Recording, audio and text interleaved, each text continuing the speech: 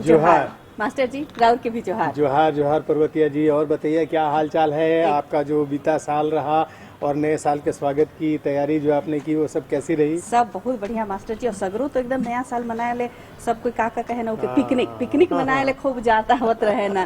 तो हमके बुझाला राउटिन भी नया नया जानकारी देवे ले ढेरे चीज हो। हाँ बिल्कुल बिल्कुल। और देखिए ना, हमारे किसान भाई भी जानकारियाँ लेने के लिए हाजिर है। तो नए साल में हम पहली बार मिल रहे हैं, आप सभी का कार्यक्रम में बहुत बहुत स्वागत है।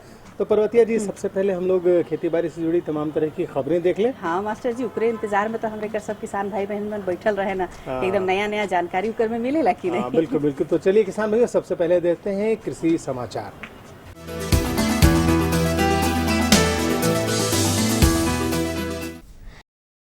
नमस्कार, कृषि समाचार में आपका स्वागत है। मैं हूं संयुक्ता। आइए देखते हैं आज कृषि समाचार में क्या है खास। राज्य में लागू की जाएगी national mission of sustainable agriculture योजना।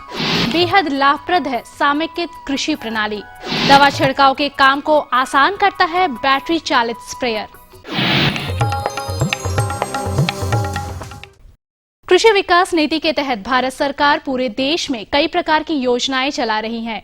साथ ही नई योजनाएं बनाकर आवश्यकता अनुसार उन्हें लागू किया जाता है ताकि कृषि और किसानों का विकास हो। इसी क्रम में आने वाले 5 वर्षों तक के लिए एक योजना बनाई गई है, NMSA यानी national mission of sustainable agriculture. NMSA यानी national mission for sustainable agriculture ये भारत सरकार द्वारा चलाई जा रही नई योजना है। यह योजना अगले 5 वर्षों तक के लिए बनाई गई है। इस योजना के तहत चुनिंदा प्रखंडों को कृषि मॉडल प्रखंड के रूप में विकसित किया जाएगा, जिसके लिए राज्यों को प्रति प्रखंड 10 करोड़ रुपए दिए जाने का प्रावधान है। परंतु उन्हीं राज्यों को इस योजना का लाभ मिल पाएगा जो भारत सरकार द्वारा निर्धारित शर्तों को पूरा करता हो। समेकित कृषि प्रणाली कृषि की एक ऐसी प्रणाली जिसमें कृषि के तमाम क्षेत्र जैसे पशुपालन, कुक्कुट पालन, मछली पालन के साथ खेतीबाड़ी को एक सूत्र में बांधकर काम किए जाते हैं, जिसमें लागत तो बहुत कम लगती है और लाभ ज्यादा होता है। समेकित कृषि प्रणाली के लाभों को और विस्तार से जानते हैं हमारे कृषि विशेषज्ञ से। किसान भाइयों, समेकित कृषि प्रणाली के जो विशेष फायदे हैं आप उनको जरूर अपनाने की कोशिश करें, क्योंकि समेकित कृषि प्रणाली एक ऐसी प्रणाली है जिसमें कि आप विभिन्न तरह के फसलों का समायोजन करते हैं। आपके पास वैकल्पिक आय के तकनीकी ज्ञान होने से आप वैकल्पिक आय का उत्पादन करते हैं और इससे आपकी जो ज़मीन है, मिट्टी है, ये भी उर्वरक क्षमता से परिपूर्ण रहती है। इसलिए किसान भाइयों, आपको समेकित कृषि प्रणाली के लिए आगे आने की ज़रूरत है। सब्जियों की खेती करने वाले किसान आने वाले फरवरी महीने में पत्ता गोभी की ग्रीष्मकालीन बुआई कर सकते हैं। पत्ता गोभी की अच्छी उपज पाने के लिए किसान इसके उन्नत प्रभेदों में golden acre, pride of India और पूसा ड्रमहेड लगा सकते हैं। Golden acre, pride of India और पूसा ड्रमहेड ये नाम हैं पत्ता गोभी के उन्नत प्रभेदों के। फरवरी से मार्च तक इन प्रभेदों के बीज गिराकर बिचड़ा तैयार कर मार्च से अप्रैल तक इसकी रोपाई कर देनी चाहिए। उचित मात्रा में उर्वरक प्रयोग और सिंचाई, निकाई इत्यादि कृषि कार्यों को समयानुसार करके प्रति हेक्टेयर लगभग 200 से 250 क्विंटल पत्ता गोभी प्राप्त किया जा सकता है।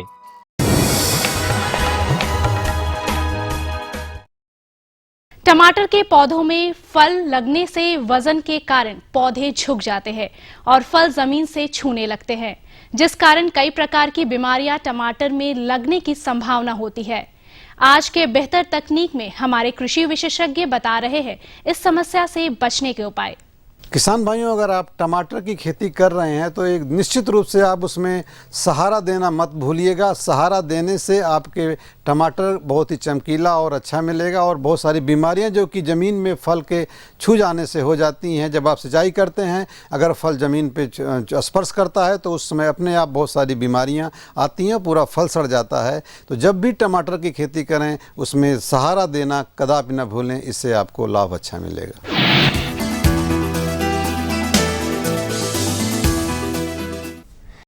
फसलों पर विभिन्न प्रकार के तरल दवाओं का छिड़काव आमतौर पर कृषकों को करना होता है। इस प्रकार की दवाओं के छिड़काव के कार्य को बेहतर तरीके से करता है ये बैटरी चालित उपकरण। ये है बैटरी से चलने वाला स्प्रेयर। इस स्प्रेयर की सहायता से फसलों पर रासायनिक दवाओं का छिड़काव बहुत आसानी से किया जा सकता है। इस उपकरण का बैटरी एक बार चार्ज करने पर 10 से 12 घंटे चलता है। इस बैटरी चालित उपकरण से दवा छिड़काव करने पर पूरे फसल पर दवा समान रूप से पड़ती है और दवा बर्बाद भी नहीं होती।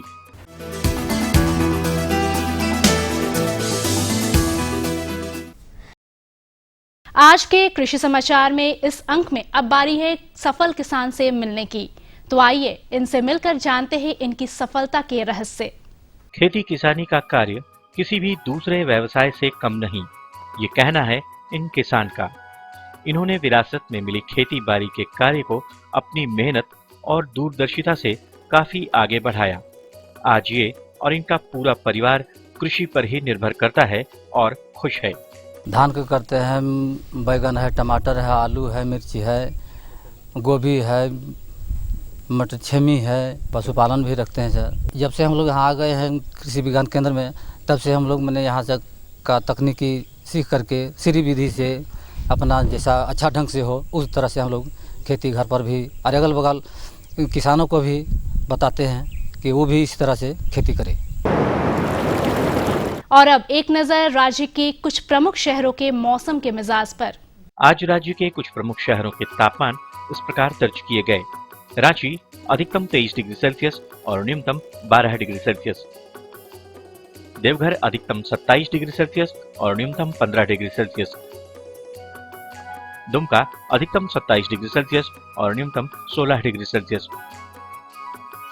गोड्डा अधिकतम 28 डिग्री सेल्सियस और न्यूनतम 15 डिग्री सेल्सियस। चाईबासा अधिकतम 23 डिग्री सेल्सियस और न्यूनतम 14 डिग्री सेल्सियस। और हजारीबाग का तापमान अधिकतम 24 डिग्री सेल्सियस और न्यूनतम 13 डिग्री सेल्सियस रहा।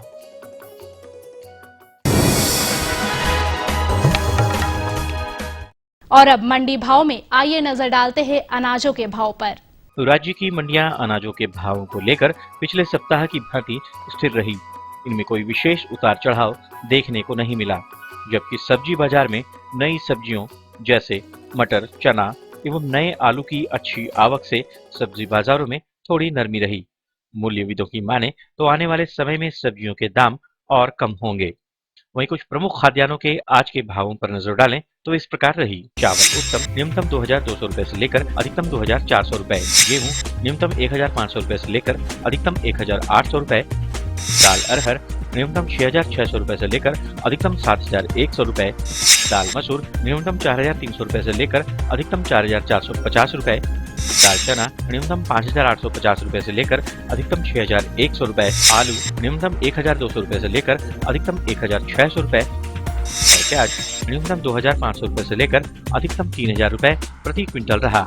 कृषि समाचार में आज इतना ही। अगले दिन अगले अंक में फिर मुलाकात होगी कुछ ताजा तरीन खबरों के साथ। तब तक के लिए दीजिए इजाजत। नमस्कार, जोहार।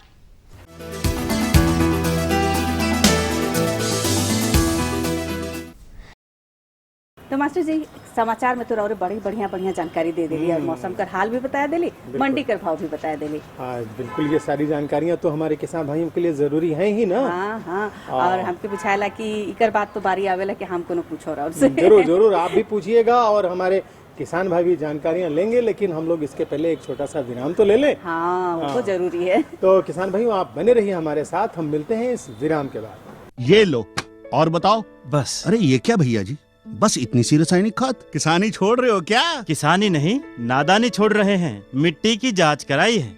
अब तो लालाजी जितनी जरूरत है उतने ही उर्वरक खेत में डालेंगे। हाँ, किसान भाई आज ही अपने जिले की नजदीकी भूमि परीक्षण प्रयोगशाला में मिट्टी की जांच जरूर करवाएं और मिट्टी में पोषक तत्व, नमी व पौधे के विकास को देखते हुए केवल जरूरत के अनुसार ही पोषक तत्व डालें। और हाँ, मिट्टी में गंधक, जस्ता, बोरोन जैसे सूक्ष्म पोषक तत्वों का पता लगाना भी न भूलें। उर्वरक और जैविक खाद के सही उपयोग से भूमि का उपजाऊपन बनाए रखें, उत्पादकता बढ़ाएं, खर्चा घटाएं और बहुमूल्य विदेशी मुद्रा बचाने में भी सहयोग दें। और हाँ, धीमी गति से नाइट्रोजन उपलब्ध कराने वाले उर्वरकों जैसे नीम लेपित यूरिया को प्राथमिकता दें और यूरिया का पत्तों पर छिड़काव करें। अरे वाह, तू तो सचमुच समझदार हो गया रे। अधिक जानकारी के लिए संपर्क करें जिला कृषि अधिकारी या किसान कॉल सेंटर। विराम के बाद सब देखो यमुना के एक बार फिर से बहुत बहुत स्वागत है। बिल्कुल बिल्कुल। हाँ तो मास्टर जी, पर्वतिया जी हाँ। आप शुरू हो जाइए। हाँ एकदम, हम तो एकदम तैयारे रही लगे जैसे आओ बराबर से कोनो न कोनो पूछब। तो असल पूछे खोजत रही कि एखन जे हमरे का खेत में वो तीसन तियन मन लागल है, जैसे सेम्बी है, फरसबीन है, ई जे अच्छा लतर वो वाला- जिसको आप लरंग वाली सब्जियां हाँ कहते हैं। हाँ ओके चढ़ाए खोला। तो उकर में देखत है कि एखन बड़ा कीट उट लागे लाई है, मौसम भी सन है बिल्कुल कि बिल्कुल सही बात दिक्कत है करत और है। सही आप कह भी रही हैं, मौसम की ही बात है। किसान भाई आप जानते हैं कि जो ये जाड़े का मौसम है, इस समय जब खास करके माघ मघेड़ में बादल छा जाते हैं तो बादल के छाने से कई प्रकार के कीटों का प्रकोप आरंभ हो जाता है, जैसे लाही है और इसी प्रकार के कई प्रकार के कीटे हैं, भुआ है। तो ये तमाम जो कीट हैं ये लत्तेदार सब्जियों को बहुत नुकसान पहुंचाते हैं। तो चलिए आप इनसे बचने के लिए क्या करेंगे, क्या क्या आपको इसका प्रबंधन करना चाहिए, इसकी जानकारी लेते हैं अपने विशेषज्ञ से। नमस्कार किसान भाई, आज हम आ पहुँचे हैं पलांडू में और हमारे साथ मौजूद है विशेषज्ञ डॉक्टर जयपाल सिंह चौधरी जी। डॉक्टर साहब आपका स्वागत है हमारे इस कार्यक्रम में। नमस्कार। तो दर्शकों आज हम जानेंगे कि लत्तेदार सब्जियों में कीट कैसे लगते हैं, किस किस प्रकार के कीट होते हैं और इसके नियंत्रण के लिए यानी कि इसके बचाव के लिए क्या कुछ करना चाहिए, जो हमें बताएंगे हमारे विशेषज्ञ डॉक्टर जयपाल सिंह चौधरी जी। तो डॉक्टर साहब सबसे पहले हम ये जानना चाहेंगे कि किस किस प्रकार के जो लत्तेदार सब्जियां होती हैं उनमें किस किस प्रकार के कीट लगते हैं। देखिए जो जितना भी कीट है, सबसे पहले जो इसमें लत्तरदार सब्जियों में सबसे बड़ी प्रॉब्लम है, जैसे हम दिसंबर में बुआई करते हैं उसमें रेड पंपकिन बीटल जिसको लाल भुड़लिया बोलते हैं, ये सबसे पहले लगना शुरू होता है। इस कीट की पहचान यही है कि जब भी आप बुआई करते हैं, बुआई करते जैसे ही आपका पौधा बाहर निकलता है और उसको सतह से काट के गिरा देता है, आप नहीं जान पाते हैं कि किस कीट की वजह से ये कटा है और उसकी पूरी पत्तियाँ खा करके आपको डंठल दिखाई देता है। और अगर पौधा छोटा ही निकला है और पूरे पत्तियां खा गए हैं, डंठल रहा है, तो उसकी भविष्य में बढ़ने की पूरी संभावनाएं वो पूरी नष्ट हो जाती हैं। तो पहला है जो रेड पंपकिन बीटल, लाल भुरली जिसको आप बोलते हैं, ये पहला कीट है। दूसरा, इसके बाद में जैसे ही आपका जैसे अभी सर्दी है, सर्दी से थोड़ी सी गर्मी शुरू होगी तो उस पर लाही लगना शुरू होगा। लाही जहाँ पे भी लगती है पूरा पत्तों से रस चूस लेती है और रस चूसने के बाद में पौधे की जो बढ़वार है वो पूरी रुक जाती है। तो लाही लगती है। लाही के बाद में जैसे आपका फूल आएगा, फूल के अंदर बहुत छोटा कीड़ा जिसको थ्रिप्स बोलते हैं, जैसिड बोलते हैं, वो उसके अंदर से रस चूसता है और आपका फूल झड़ने लगता है। आप नहीं समझ पाते हैं कि फूल क्यों झड़ रहा है, लेकिन थ्रिप्स की वजह से आप उसको थोड़ा टेप करके देखना कि उसमें बहुत सारा छोटा छोटा कीट बाहर निकलता है, उसको थ्रिप्स बोलते हैं, उससे फूल झड़ता है। थ्रिप्स के बाद में आप देखेंगे कि कितना सफ़ेद रंग का पिल्लू जो फल के अंदर लगता है, फल आपका मुड़ जाता है, उसको सफ़ेद पिल्लू या सफ़ेद मक्खी हम बोलते हैं, ये आपके लास्ट स्टेज में लगता है। तो जो इतने कीट हैं, मोस्टली यही कीट झारखंड की इस यहाँ की लत्तेदार सब्जियों को प्रभावित जो आपका उपज है उसको नुकसान पहुँचाते हैं। तो ये प्रभावित करते हैं। उसके बाद किस तरह से अगर हम कह सकते हैं लत्तेदार सब्जियों में किसी तरह की खराबी आ रही है या कुछ आ रही है तो वो इसी कारण कीट लगने के कारण आती है। देखिए सबसे पहले मैं बताना चाह रहा हूँ कि लाल भुरली जो रेड पंपकिन बीटल है उसके बारे में जस्ट सबसे पहले उसका अगर हम नियंत्रण कर पाते हैं तो सबसे पहले वही हमारे को आवश्यक ध्यान देने की बात है कि हम लाल जो रेड पंपकिन बीटल है उसका नियंत्रण करें। बुआई के समय से शुरू करना है नियंत्रण। इसके नियंत्रण के लिए आपको ध्यान देना है कि जैसे बुआई किए हैं, बुआई से पहले आप खेत में उसके साथ साथ में जो बीटी बेस्ड बायोपेस्टिसाइड्स हैं उसको मिलाइए। डाइपेल है 1 kg को 1 हेक्टेयर के हिसाब से, जैसे आपका डिसमिल है उसमें चेंज कर लेना, लेकिन 1 किलो 1 हेक्टेयर में गोबर के खाद में मिला करके ज़मीन में मिला दे, क्योंकि इसके पिल्लू ज़मीन में ही रहते हैं, वहाँ से निकल करके आपकी जो पौध है उसको काट के गिरा देते हैं। इसके बाद में जैसे ही पत्तियां हैं उसको काटना शुरू करते हैं। तो किसान भाइयों में आपको सबसे एक आसान तरीका बताना चाहूँगा, जो आपके घर में राख होती है उस राख को छान करके, बारीक छान करके आप धूल की तरह उसकी पत्तियों पे जमा कर दीजिए। ऐसे नहीं करना है कि आपको बहुत ज़्यादा उसके ऊपर डाल दिए हैं, अन्यथा आपके पौधे की बढ़वार रुक जाएगी। तो उसके लिए आपको धूल, जैसे धूल जमती है ऐसे राख को उसके ऊपर जमा देना है। तो इससे ये कीट आपका जो रात्रि के समय में काटता है वो नहीं काटेगा। सबसे अच्छा तरीका है, अगर फिर भी कीट नियंत्रण नहीं हो रहा है तो उस राख में आप मेलाथियन पाउडर जो आता है 50 WP का मेलाथियन पाउडर, या फिर अभी एक एंडोक्साकार्प करके पाउडर आया है, उसको भी आप मिला करके और उस धूल में मिला करके सुबह के समय में बुरखाव करें। सुबह के समय में क्योंकि नमी रहती है तो आपका धूल उस पर चिपक जाएगा। इसके बाद में अगर फिर कीट नियंत्रण नहीं हो रहा है, आपके पास में राख का इंतजाम नहीं हो पा रहा है, तो एंडोक्साकार्ब है, उसको 1 ग्राम को 1 लीटर पानी में मिला करके आप नियमित अंतराल पे 7 दिन के अंतराल पे छिड़काव करते रहें, तो रेड पंपकिन बीटल से आपको अर्ली स्टेज में आप इस फसल को बचा सकते हैं।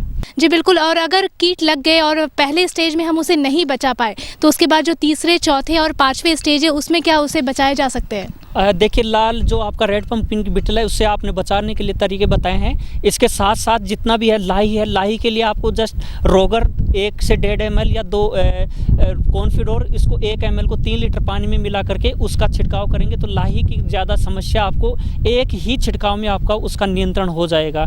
इसके बाद में जितना भी आपके फूलों में, जितना बता रहा हूँ कि फूलों में थ्रिप्स लगता है, थ्रिप्स के लिए सबसे अच्छा है कि हमारे यहाँ पे येलो स्टिकी ट्रैप्स जो मार्केट में मिलती हैं, या आप खुद बना सकते हैं, किसान भाई अपने खेत में भी बना सकते हैं। किसी का येलो कलर का जो भी जिसको बोलते हैं कागज़ का कुछ भी बेस होगा, उस पर आप ग्रीस लगा दीजिए और ग्रीस लगाने के बाद में आप छोड़ दीजिए। ग्रीस को 7 दिन के अंतराल पे आपको चेंज करना है क्योंकि सूख जाएगा। उस पर आपके जितने भी कीट हैं उसकी तरफ आकर्षित होंगे और चिपक के मर जाएंगे। अगर आप देख रहे हैं कि उस पर बहुत ज़्यादा कीट आ रहे हैं, तब आपको स्प्रे की ज़रूरत पड़ेगी। ज़्यादा आ रहे हैं तब, तो उस येलो स्टिकी ट्रैप के लिए आप देख करके उसमें स्प्रे करना है एसीफेट का। एसीफेट को 1 ग्राम को 1 लीटर पानी में मिला करके आप एक स्प्रे किए जब फूल आते हैं उस स्टेज पे। अगर कीट इस एसीफेट नहीं मिल रहा है तो 1 तारा करके एक पाउडर आता है, उसको आधा ग्राम 1 लीटर पानी में मिला करके, यानी कि 1 ग्राम को 2 लीटर पानी में मिला करके आप उसका छिड़काव करिए, तो आपको जो थ्रिप्स की समस्या है उससे निजात पा सकते हैं। जी बिल्कुल। और अगर हम कहेंगे आपसे कि हमारे किसान भाइयों को कोई संदेश दे ताकि उनके जो लत्तेदार सब्जियां हैं उनमें कीट ना लगे, तो आप क्या कहना चाहेंगे?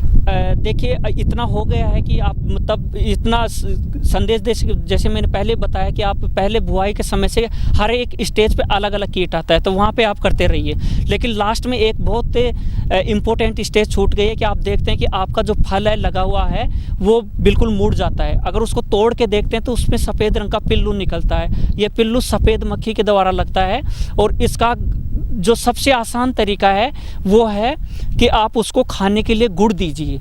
गुड़ का मतलब है कि उसको प्रोटीन चाहिए, और आप गुड़ का घोल बना करके जगह जगह पे रख दीजिए, और उस घोल में पहले ध्यान देने की बात है कि उसमें मेलाथियन 1 ml को 10 लीटर पानी में 1 से 2 ml मेलाथियन मिलाना है, और उसको रख दीजिए। उस पर आपकी फल मक्खी आएंगी, उसको खा करके और मर जाएंगी। इसमें एक नर को फंसाने के लिए भी फेरोमोन ट्रैप्स होते हैं जो क्यूल्यूर के नाम से मार्केट में मिलते हैं।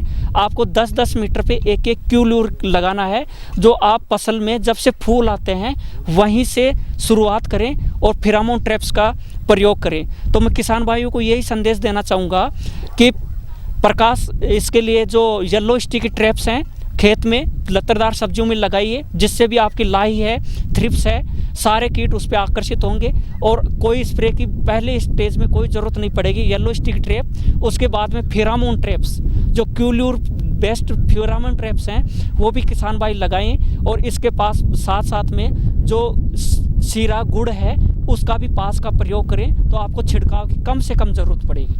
ये बताया हमारे विशेषज्ञ डॉक्टर जयपाल सिंह चौधरी ने। तो डॉक्टर साहब, आपका बहुत बहुत शुक्रिया। धन्यवाद। तो किसान भाई, आपका भी बहुत बहुत शुक्रिया। नमस्कार।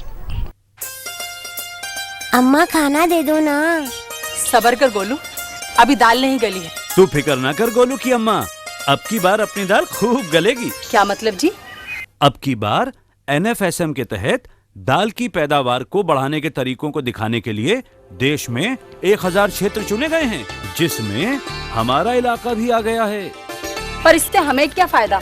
हमें 5 एकड़ खेती के लिए खाद और कीटनाशक के अलावा बढ़िया बीजों की एक मिनी किट भी मिलेगी। इतनी दाल का करेंगे क्या जी? अरे भगवान, सरकार ने दलहन का समर्थन मूल्य भी खूब बढ़ा दिया है और इनकी खरीद का भी पूरा इंतजाम कर लिया है। इससे आमदनी बढ़ेगी और फिर हमारा गोलू अच्छे स्कूल में जाकर के कृषि वैज्ञानिक बनेगा। हाँ।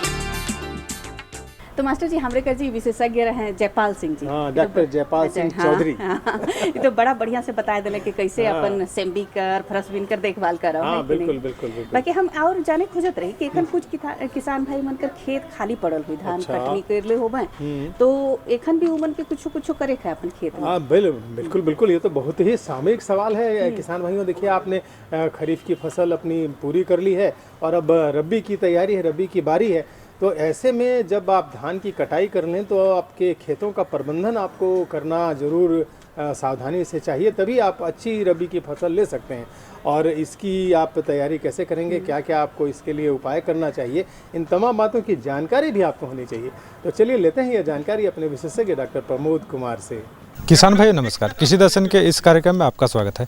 किसान भाइयों, कृषि दर्शन की टीम आज कृषि विज्ञान केंद्र जामताड़ा आई है, जहां आज हम बात करेंगे धान कटाई उपरांत प्रबंधन के बारे में। इस विषय पर जानकारी देने के लिए आज हमारे साथ है यहीं के वैज्ञानिक कृषि अभियंत्रण प्रमोद कुमार जी। आइए इनका स्वागत करते हैं। प्रमोद जी, आपका हमारे इस कार्यक्रम में स्वागत है। नमस्कार किसान भाइयों। प्रमोद जी, जैसा कि आज का विषय हमने चुना है धान कटाई उपरांत उसके प्रबंधन, तो इससे हमारे किसान भाई कैसे करेंगे, इसके बारे में आप हमारे किसान भाइयों को बताएं। आपने बहुत बढ़िया क्वेश्चन किया है। जैसे कि अगर किसान भाई धान काट लिए समय पे तो बहुत अच्छी बात है। अगर नहीं काटे हैं तो क्या है कि अभी जो खेत में जो धान पड़ा हुआ है वो क्या होगा कि वो झड़ जाएगा और क्या है कि चूहे का भी प्रकोप होता है और कीड़े मकोड़े का। इससे क्या होता है कि आपको उसका नुकसान 5 से 10% होता है, जो कि उससे बचने के लिए किसान भाई अगर नहीं काटे हैं सही समय पर अभी काट ले और काट के उसको ले जाके अपने थ्रेसिंग फ्लोर पे पहुंचा दे। इसे पहुंचा देने से आपका जो नुकसान होने वाला 5 से 10% वो बच जाएगा। इसके बाद क्या करेंगे किसान, अगर पहुँचा दिए तो उसके बाद क्या करते हैं किसान को सही समय पर उसको झाड़ना है, छोड़ना नहीं ज़्यादा दिन तक, क्योंकि उसका मॉइस्चर कम से कम 10 से 12% तक लाना है। मतलब उसको रखने के लिए बीज लायक बनाने के लिए कम से कम इतना मॉइस्चर लाना है। ज़्यादा हो जाएगा मॉइस्चर, नमी हो जाएगा तो क्या होगा कि वो आपका नष्ट हो जाएगा, उसमें कीड़े मकोड़े लग जाएंगे। तो इसलिए क्या करना है कि उसको ले जाके थ्रेसिंग फ्लोर पे रख देना। और क्या करते किसान भाई कि उसको मैनुअली झाड़ते हो पत्थर पे पीट के, जो कि उचित नहीं है। बीज लायक जो कि होता नहीं, वो केवल खाने लायक होता है। तो इसलिए क्या करेंगे किसान भाई, वो जो पीट के करते हैं वो पीट के नहीं करेंगे। पीट के करने से क्या होता है, बीज टूट जाता है और टूट जाता है तो बीज लायक रह नहीं गया, वो केवल खाने लायक रहेगा। इसलिए किसान भी उसको क्या करेंगे कि वो थ्रेसर खरीद लेंगे जो कि मार्केट में अवेलेबल है, उसका जिसका दाम 4 से 5 हज़ार के आसपास है, उसको खरीद लेंगे। हर जगह अलग अलग रेट है, आप चाहेंगे तो कहीं से मतलब बना भी सकते हैं। इसको बनाने में भी मतलब खर्चा करीब उसके आसपास आएगा। तो आप उसको उसमें मतलब मशीन के द्वारा ही करें, तो मशीन द्वारा करेंगे तो बढ़िया रहेगा, वो बीज लायक रहेगा, टूटेगा कम और जो आपका नुकसान है वो कम होगा नुकसान। तो उसको ले जाके आप क्या करेंगे, थ्रेसर में ले जाके बढ़िया से उसको करेंगे। पीट के करने में आपको बहुत ज़्यादा नुकसान होता है। उसके बाद अगर मैनुअली कर ले रहे हैं तो ठीक है, और उससे भी अगर ज़्यादा अच्छा करना चाहते हैं तो क्या करेंगे कि उसको पावर ऑपरेटेड बना लेंगे। पावर ऑपरेटेड में क्या होता है कि एक HP का छोटा मोटर ले लेंगे। 1 HP का छोटा मोटर लेके वो क्या करेंगे, उसको कनेक्ट कर देंगे नीचे वो थ्रेसर को एक थ्रेसर में भी लगा सकते हैं, 2 थ्रेसर में भी लगा सकते हैं। तो दोनों में क्या होगा कि इससे समय का बचत होगा और आपका ज़्यादा मतलब धान झड़ाई होगा। तो इससे क्या करेंगे, इससे क्या होगा कि समय का बचत होगा, आपका ज़्यादा धन होगा। मैनुअली में जो करते हैं किसान तो दिन भर काम करते हैं, और दिन भर काम करते हैं तो कम से कम उसको 1 से 1.5 क्विंटल ही होता है और थक भी जाता है आदमी अकेला करते। इसमें क्या करेगा, अगर एक मशीन ले लिया, 1 HP का मोटर लगा दिया तो उसमें क्या होगा कि पर आवर बिजली जो खर्चा होगा 1 यूनिट होगा। तो उसमें क्या होगा कि ज़्यादा खर्चा नहीं है। आप अगर वो मशीन से करता है, पंप सेट से करता है, अगर तेल का यूज करता है, डीजल का यूज करता है तो 1 घंटे में आधा लीटर खपत होती है। इसे भी कर सकते हैं। प्रमोद जी, आपने बताया थ्रेशिंग मशीन पर लेके जाने के लिए, तो इस पे हमारे किसान भाई की बचत कैसी होती है और क्यों इसका प्रयोग वो करेंगे? धान झाड़ने का जो किसान लोग करते हैं, ये लोग क्या क्या जनरली पीट के करते हैं। तो इसमें अभी हम बताएं कि वो पीटने से क्या होता है कि वो टूट जाता है, थोड़ा सा बीज लायक नहीं रहता है। तो मशीन से करने से क्या होता है कि बढ़िया रहेगा। कोई किसान लोग कोई क्या करते हैं कि बैल द्वारा भी करते हैं, ट्रैक्टर चला के भी करते हैं, तो उसमें भी क्या होता है कि ये भी बीज लायक नहीं रहता, वो एक्चुअली खाने लायक रहता है। तो ऐसे किसान भाई लोग ऐसे नहीं करेंगे, वो क्या करेंगे कि जनरली थ्रेसर से करेंगे। अब बात आती है इसकी देखभाल के लिए, तो देखभाल इसकी किसान भाई किस तरह से करेंगे? हाँ, तो किसान भाई धान झाड़ने के बाद बढ़िया से झाड़ने के बाद उसको ले जाकर कम से कम घर में बढ़िया से रखेंगे, भंडारण करेंगे। जहाँ भंडारण करना होगा तो उसको घर का जो है साफ सफाई अच्छा से करेंगे। धान का साफ सफाई बढ़िया से करके उसको ले जाकर भंडारण करेंगे। जिस रूम में भंडारण करेंगे उसमें क्या करेंगे कि वो चारों तरफ फंगस लग सकता है, तो उस फंगस से बचाने के लिए एक आता है मालाथियन 50% इनाम से उसको क्या करेंगे कि 1 ml प्रति लीटर पानी में छिड़क के, अगर 10 बाई 10 का रूम है तो उसमें आप उसको मतलब छिड़क सकते हैं। तो 3 ml प्रति लीटर पानी के घोल में डाल देंगे, ठीक है। तो उसमें डाल के उसमें छिड़क के उसको उसमें रख सकते हैं, ठीक है। अगर बोरा में पैक करें तो 1 क्विंटल का, अगर बोरा है 1 क्विंटल आपका धान है तो उसमें क्या करेंगे, 1 सल्फास का गोली डाल देंगे, जिससे क्या होगा कि वो नुकसान नहीं होगा, नष्ट नहीं होगा। वैसे करके उसमें रख सकते हैं। इसको ज़्यादा से ज़्यादा 6 महीना साल भर इतना दिन तक रख सकते हैं। ज़्यादातर किसान अगर ये सब नहीं कर सकते तो क्या करेंगे, बीच बीच में निकाल के एक आध महीना के अंतराल पे क्या करेंगे, उसको धूप में सुखा दें। इसके बाद रखेंगे तो क्या होगा कि उसमें फफूंद ये सब कुछ नहीं लगेगा और नष्ट नहीं होगा, इससे आपका धान बर्बाद नहीं होगा। प्रमोद जी, देखा गया कि भंडारण करते समय कभी कभी देखा जाता है कि कीड़े भी लग जाते हैं, तो इसके लिए किसान भाई क्या करेंगे? कीड़े लग जाए तो इससे पहले क्या करेंगे, कीड़े लगने से बचाने के लिए सबसे पहले क्या करेंगे, दवा तो ऐसे मिल गया तो ठीक है, मालाथीन का यूज करते हैं, जो अभी बताए 50% इसी का ही छिड़काव करें। अगर वो नहीं होता तो इससे पहले क्या करें कि किसान वो नीम का पत्ती डाल के रखे। इससे बढ़िया मतलब क्या होगा कि ये मतलब सस्ता है, आपको कहीं भी बाजार में जाने की जरूरत नहीं, घर में ही अवेलेबल है, आप उसको लेके अपना इसको उपयोग कर सकते हैं और उसमें मिला के रख सकते हैं। इससे क्या होगा कि वो आपका बचा रह जाएगा। तो देखा किसान भाइयों, प्रमोद जी ने कितनी अच्छी जानकारी दी धान कटाई के उपरांत उसके प्रबंधन एवं देखभाल के लिए। प्रमोद जी, आप हमारे कार्यक्रम में, इसके लिए आपका बहुत बहुत धन्यवाद। धन्यवाद। तो मास्टर जी, प्रमोद जी भी तो बड़ा बढ़िया से बताया दिला कि एखन जे खाली खेत पड़ल से के का करे है, है नहीं? और हमके बुझाएला कि आज कर जे जानकारी कर कोटा है, अच्छा, सेब तो पूरा हो गेला। नहीं भाई, जानकारियां तो हम लोग चाहते हैं कि आपको देते ही रहें, लेकिन किसान भाइयों हम चाहते हैं कि आपसे भी कुछ जानकारी हमको मिलेगी तो शायद हम कार्यक्रम को और बेहतर ढंग से बता पाएंगे और खेती बाड़ी से जुड़ी नई नई चीजें हम आपसे भी कुछ सीखना चाहते हैं, है ना? एकदम सही कहा थी मास्टर जी। तो अगर और एखन तक हमरे के चिट्ठी नहीं लिखी तो आप एकदम जरूर अपन कलम के उठाओ, चिट्ठी लिखो और चिट्ठी लिखे ले हमरे के पता के नोट कर लो। हमारा पता है कार्यक्रम कृषि दर्शन, कृषि प्रकोष्ठ, द्वारा निदेशक, दूरदर्शन केंद्र, रातू रोड, रांची, पिन संख्या 834001। तो आप चिट्ठी का इंतजार तो करब हमने, बिल्कुल आप भी करेंगे और हम भी करेंगे और हमारी पूरी टीम करेगी आपके खतों का इंतजार और नई जानकारियों के साथ हम फिर से हाजिर होंगे। तब तक के लिए जोहार।